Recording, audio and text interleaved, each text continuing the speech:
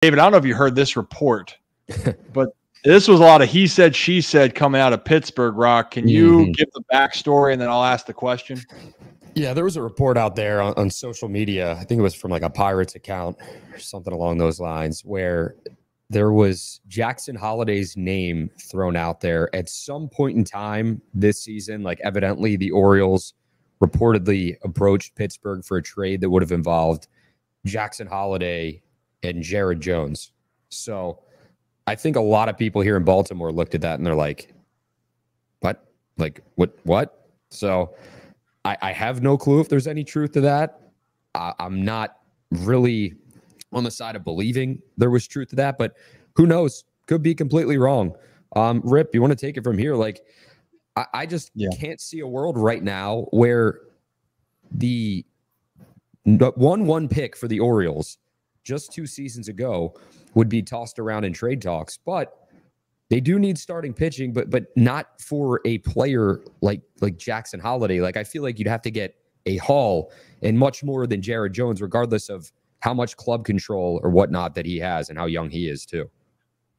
Yeah, I mean, David essentially then wraps up with, I mean, Jared Jones is a stud. I think talent-wise, he's a stud. He's a beast. But alluding to it, I mean, you've seen Jackson, plate discipline, everything's there. But if we'll turn this conversation. I don't like getting hypothetical, but it's interesting because of that conversation. We've talked that the Orioles have hitters, but not as much top pitching prospects. We like Chase McDermott. We like Seth Johnson. We like Cade Povich. But if there's a way to get a high leverage pitcher, not on the land, like Paul Skeens obviously is the example of a guy that teams would fight over.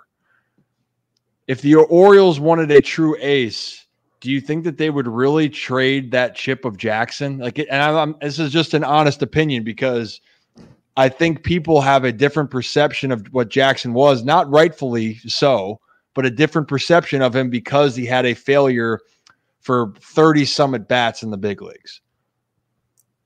I don't think they're looking to move him. I mean, if they wanted a pitcher instead of him, they would have taken a pitcher 1-1. Yeah. So, I mean, yeah, that Jared Jones is a stud, as you said. Jax is a stud in waiting. It's going to happen. I mean, it's all there. And when you look at the fact that he has basically the same number of strikeouts as he does walks, that is rare, especially for a 20-year-old kid in AAA. Yes, he had a hard time in the big leagues. He pressed. He tried to do too much. He didn't stick with what got him there. And he came back here and kind of regrounded himself. And he's got his feet back under him. And he's going to be fine. He's going to be an all-star. I mean, I really think that. Just like Mayo and Norby. I think they're all three of those guys are on that track. On the other hand, there's the famous, or maybe not so famous, Casey Stengel line about somebody asked Casey Stengel about a prospect in spring training. You know, what do you think? How could this kid turn out? What's his ceiling? And Casey Stengel goes, well, Jim Jones is 18 years old. In 10 years, he's got a chance to be 28. So, I mean, there's also that school of thought. In 10 years, he's got a chance to be 30.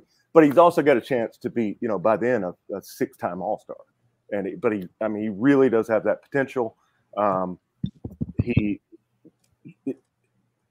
knows the strike zone at a level that belies his youth. So, no, they're not looking to move him. No way.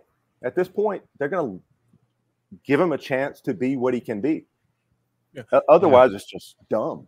Why'd you pay $8 million for him? Yeah, David, I agree. Go ahead. I was going real quick. Do you have any concern about Jackson Holliday's fielding? Because I've seen that's become like the new thing against him, the new knock. And obviously, he's not fielding right now because of the elbow. But it feels like the new knock against Jackson is, oh, well, his fielding's not good. He's not great at second base. He leads the team in errors. Is that something that concerns you, or do you kind of chalk it up to he's learning a new position?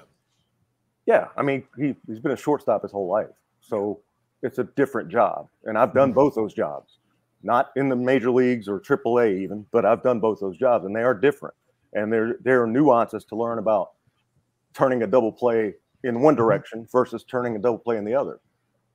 And you know, at shortstop, I think it's easier to go to your right. It's more instinctive, but when you're at second base and you're going up the middle, it's a little tougher. And then you're throwing across your body, really across your body. Again, the kid's 20. He's fine. Everybody talking about his defense or his batting average. Shut up. He's fine. Love it. Yeah, what were we all doing at 20? I think I just got drafted and then got hurt for the first time. And that was a great time for me. And so I'm in Florida, in Melbourne, Florida, sweating my bag off, trying to get back. And then I don't even want to know, Zach, what you were doing over in West Virginia. I was actually president of my fraternity at the time. So kind of the same. Surprised you weren't in jail. That's what my landlord said to me. Yeah. When I was 20, Rip, I couldn't make a fist. I know how to make a fist. That's how dumb I was at 20. Well, you know what? We all have our issues, David. But you know what we're saying is that 20 years old, Jackson's issues are way, way better than ours. The fact that he's one of the most gifted, talented players in the sport, and that's why I'm glad. I like hearing your opinion on it. I love Jared Jones as a player. Would I give up Jackson Holliday for him? No. Now, if Paul Skeens is available, I'll tell you what, that would be an interesting conversation. And it's not because the love for Jackson. It's more so of premier young pitchers that you think can completely change a staff. Like, that's something you always have to consider. But I would still be hurt if that happened. Because I just believe in him. And when you invest in somebody, you want to see it.